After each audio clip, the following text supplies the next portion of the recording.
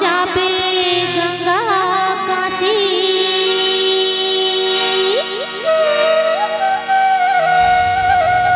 कहाँ जाबे चारों धाम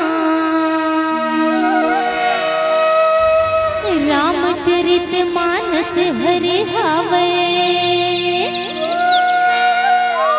बहती गंगा के धार हर बहती गंगा के धार। वास्तव में सही बात भैया है ना। अरे आप लोग बैठे हो ना, ये समाज गंगा है, ये रामायण गंगा है, कतका सुंदर लगा थे। ये बहती गंगा है, रामायण है ना, बहती गंगा है। बहती है गंगा धार तै नहाई लेबे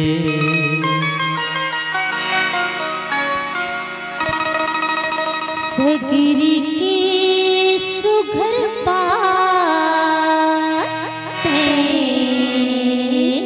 थिराई लेबे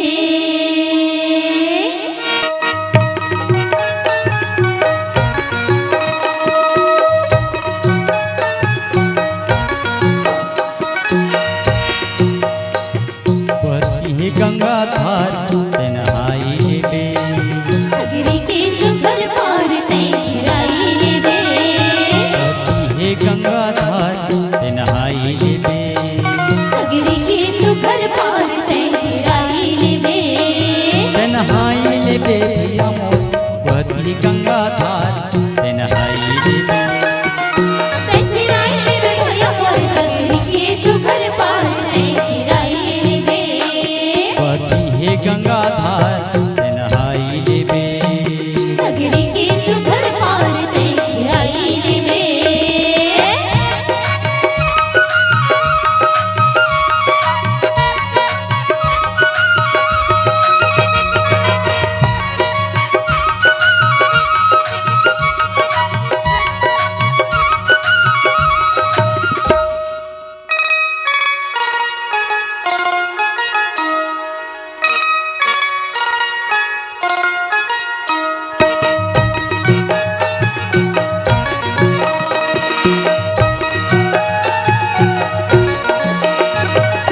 सारी घटों बंदे है पचरी ओ सारी घटों बंदे है पचरी हरि कथा गंगा जल कर ते पंज मछरी ते नहाई लेबे ते थिराई लेबे भैया मोर सगिरी के सुघर पार ते थिराई लेबे ते नहाई लेबे भैया मोर बहती गंगा धार ते नहाई लेबे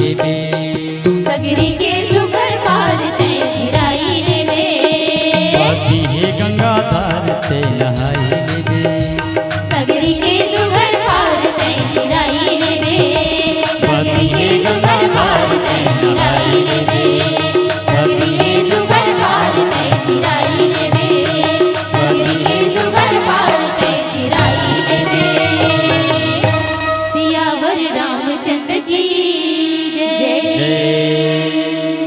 अगर आपको हमारा ये वीडियो पसंद आया हो तो लाइक, कमेंट और सब्सक्राइब ज़रूर कीजिए।